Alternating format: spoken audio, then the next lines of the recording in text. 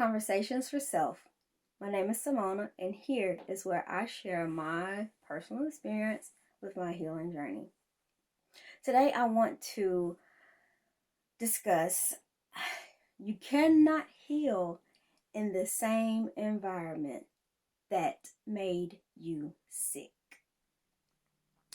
In my previous video, I spoke about your alone time and being lonely and welcoming it and welcoming the separation. The part that um, goes hand in hand with that is, again, you cannot heal in the same place that made you sick. You cannot physically, you cannot heal in the same physical area that made you sick. You also cannot heal in the same emotional area or the same emotional place that made you emotionally sick. So, in the alone time, that is your separation time. That is the time where you step back and step out of the places and the mindset that got you to the point where you are now having to heal from heartbreak and are now having to readjust your life because now you're going through a huge life change. So, with that, it is so comfortable as human beings for us to fall back into routine, to fall back into habit, to fall back into what is comfortable. In the alone time and in the separation time, there is a space there. There is a space to that, and is intentionally uncomfortable, and that is to separate, get you mentally separated out of the habit, separated out of the routine, separated out of the comfort, and it's necessary in order to heal.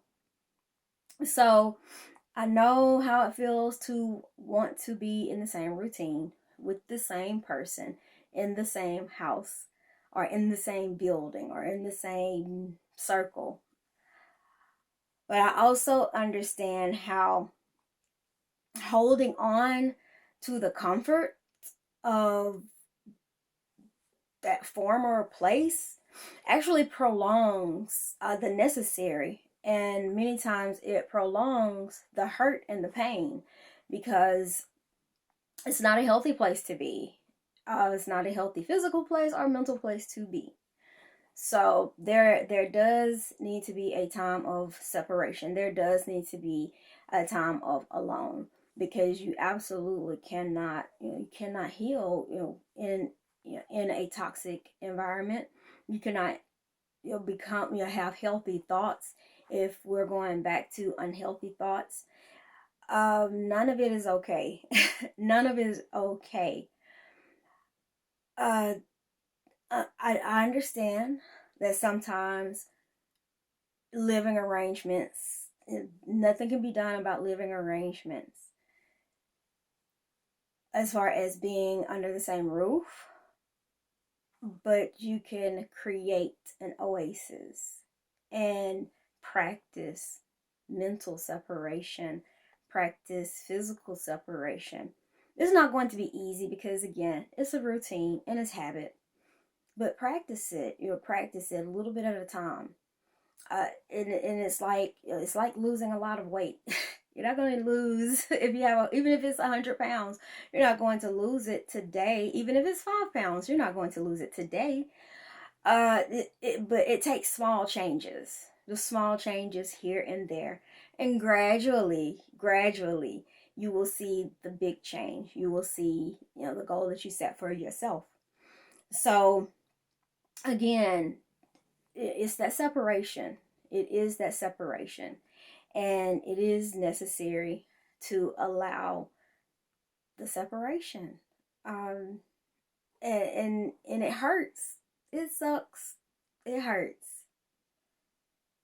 However, on the other side is happiness, true happiness, and true self love. So, as much as you want to fight it, I've been there. And as much as you don't want things to change, change is necessary. Separation is necessary. Moving from one spot physically, mentally, emotionally to another one is necessary.